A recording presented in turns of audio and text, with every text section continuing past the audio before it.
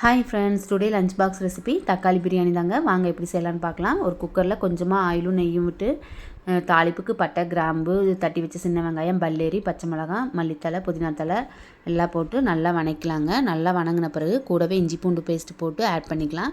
இஞ்சி பூண்டு பேஸ்ட்டு நல்லா பச்சை வாசம் போன பிறகு கட் பண்ணி வச்சு தக்காளி ஆட் பண்ணி நல்லா தக்காளி எண்ணெய் பிரிஞ்சு வந்த பிறகு மஞ்சத்தூள், பிரியாணி தூள், மிளகாய்த்தூள் போட்டு நல்லா வணக்கின பிறகு 1 கப் ரைஸுக்கு 2 கப் ரேசியோவில் தண்ணி விட்டு தேவைக்கேற்ப உப்பு சேர்த்து தண்ணி நல்லா கொதித்த பிறகு அரிசி போட்டு ஒரு 2லேருந்து 3 விசில் விட்டுக்கலாங்க. உங்கள் குக்கர் எப்படின்னு பார்த்துட்டு அதுக்கு தகுந்த மாதிரி விசில் விட்டுக்குங்க.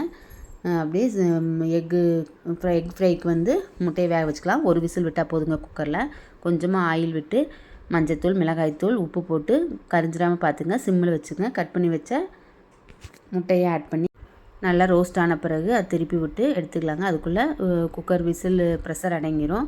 எடுத்து பாருங்கள் சாப்பாடு எப்படி உதிரி உதிரியாக நல்லா வந்திருக்குன்னு பாருங்கள். இந்த தக்காளி பிரியாணி சிம்பிளான ரெசிபி தான், ட்ரை பண்ணி பாருங்கள்.